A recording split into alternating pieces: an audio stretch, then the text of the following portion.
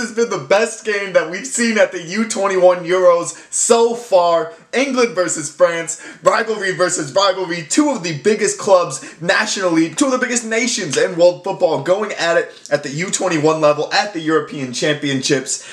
And of course, it has to be, not a bottle job, but it has to be drama and controversy and everything involved to decide the game.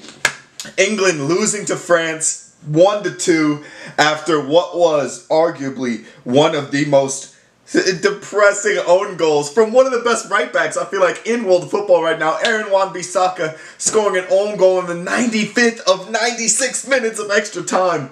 Oh, no. Wan-Bissaka. I'm not going to lie to you guys. Wan-Bissaka was an absolute force in this game.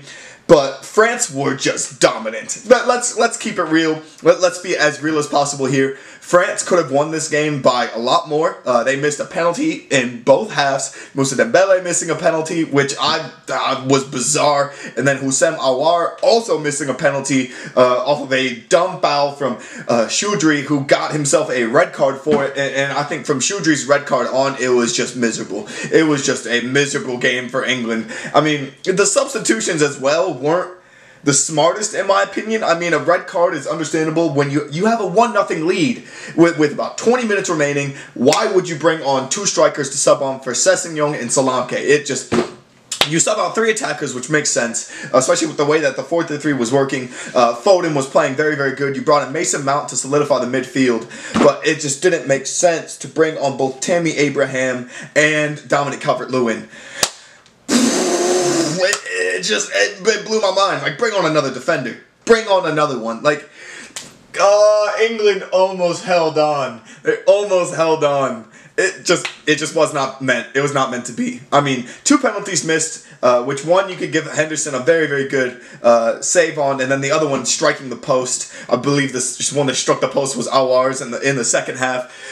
But guys, if we're gonna talk analytics here, England, 5 shots in the game, 1 on target. That coming from the goal from probably the best solo run I've seen from him ever. Phil Foden with an absolutely daggering run through that France defense. He made Upamecano look absolutely silly and able to tuck it away right at the death of that run with a great slotted goal. It was just Phil Foden.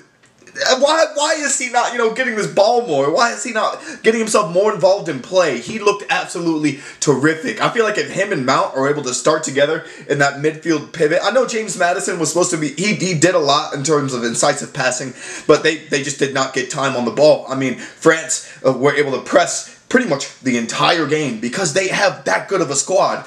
I mean, and then 89th minute, which with France just continuing to back England in and backing them in, it was a matter of time before they got a goal. And René Adelaide with a good assist to Johnathan Ikone to tie up the game. And at first, when that happened, I was like, okay, so it's going to end in a draw, and Romania are going to go top of the group. Of all teams, it's going to be heartbreak for both teams in what was a extremely France-like favored matchup. And then, of course, a corner. France had so many of them in the second half especially. It was a great back heel. I will get Mateta's back heel was fantastic. Henderson was going to stop it. And Wan-Bissaka, being the great defender that he is, had to stick out his leg. And it sliced right into the goal. Oh. Guys. Wow. That's all I can say is wow. This has been by far the best game so far at this U21 Euros. I think the most entertaining was Italy-Spain before this, but this has taken the cake by far. By a mile.